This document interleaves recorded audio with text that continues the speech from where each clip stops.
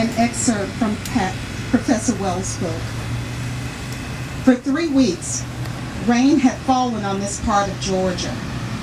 In fact, the rainfall for the month had been the highest in over 22 years. As is always the case, heavy rains take their toll on roads, rivers, creeks, and streams. What is ordinarily a gentle, small moving creek at Camp Creek became a raging river. The brick support was unable to accommodate the growth of the creek and support of the bridge overhead.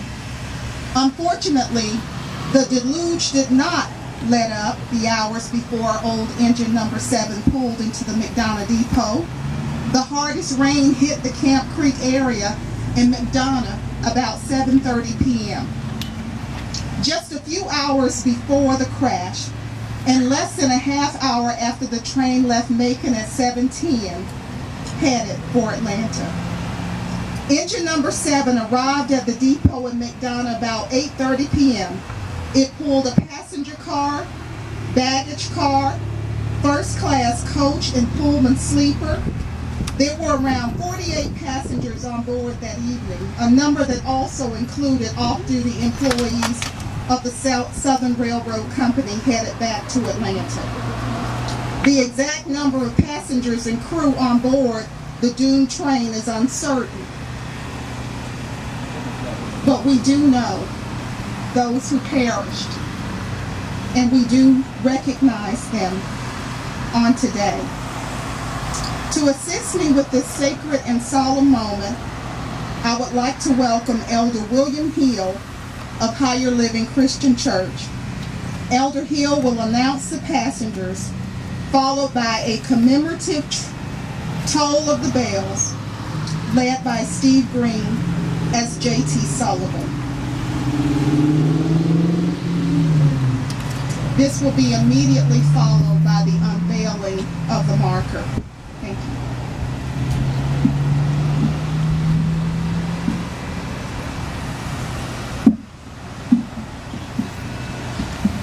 We thank God for triumph over tragedy. And there is a force beyond the forces of nature and the forces that sometimes man invent. That force is love. Call these names on this afternoon. W.A. Barclay, W.W. Bennett, Harkness Brady, John Brantley, Ed Bird, Mr. Caperlian, H.R. Cressman, John Early, W.O. Ellis, J.L. Florida, George Florini, Clay Frank, W.H. Green, D.Y. Griffith, Clinton Hightower, J.H. Honeycutt, W.W. Park, Bob Jester, W.R. Lawrence, E.F. Maddox, W.L. Marset,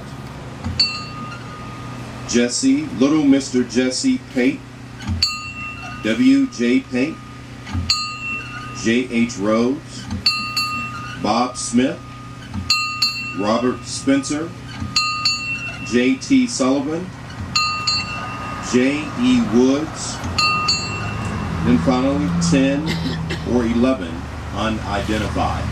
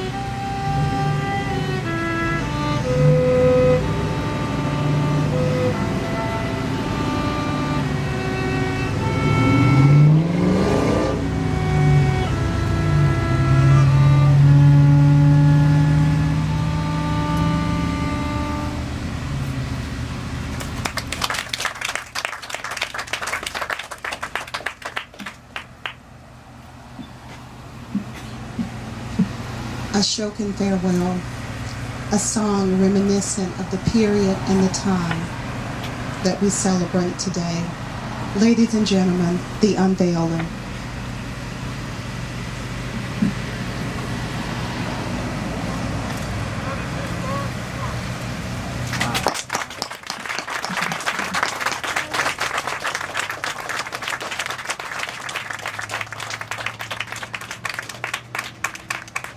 Thank you, Mayor Copeland.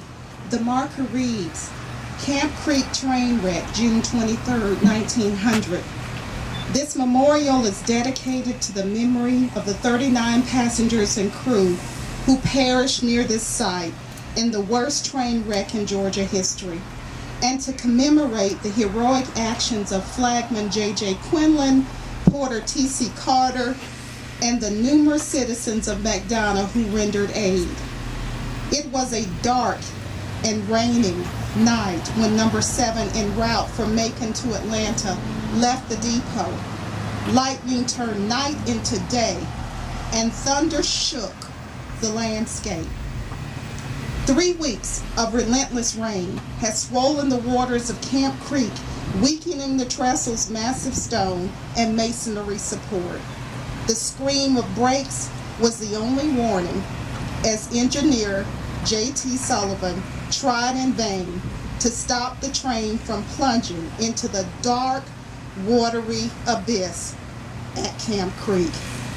Ladies and gentlemen, today we remember, we salute, we honor those who perished in that train wreck and those who emerged as heroes in the city of McDonough. Let's clap again, please.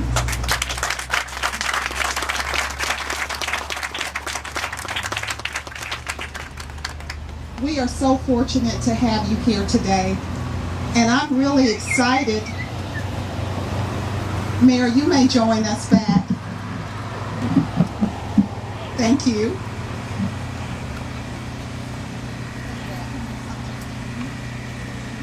Let's give a round of applause for Mayor Copeland.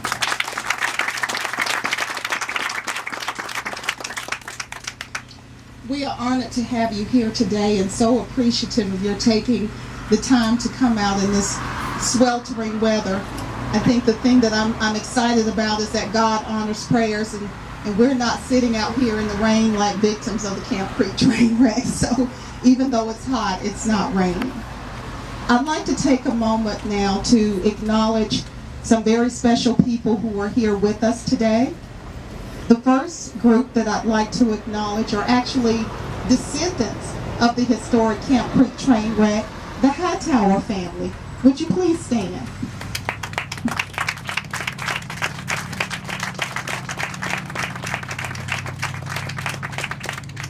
We appreciate you being here. I'm sure in growing up in McDonough, you've heard lots of stories, and I know it must bring your family great pride to have a memorial which acknowledges your ancestors. The placement of this historical marker commemorates those who lost their lives and celebrates the sense of community which emerged from this tragedy.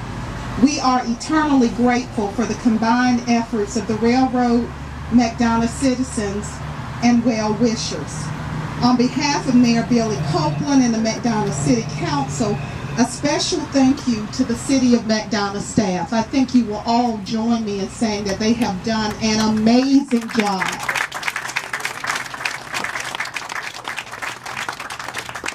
Joe, thank you very much for all of the work of your staff, and please give our gratitude to them.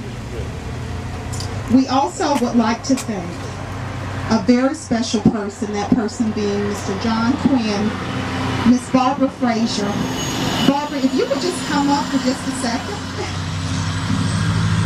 Barbara was actually supposed to be on vacation at her family reunion. She was in Virginia, and I guess the call of McDonough got to her, and she drove all the way back just to be with us today. So we are so grateful for her and her volunteer efforts in the city of McDonough. She does so much for this city, and I just appreciate her. I can't say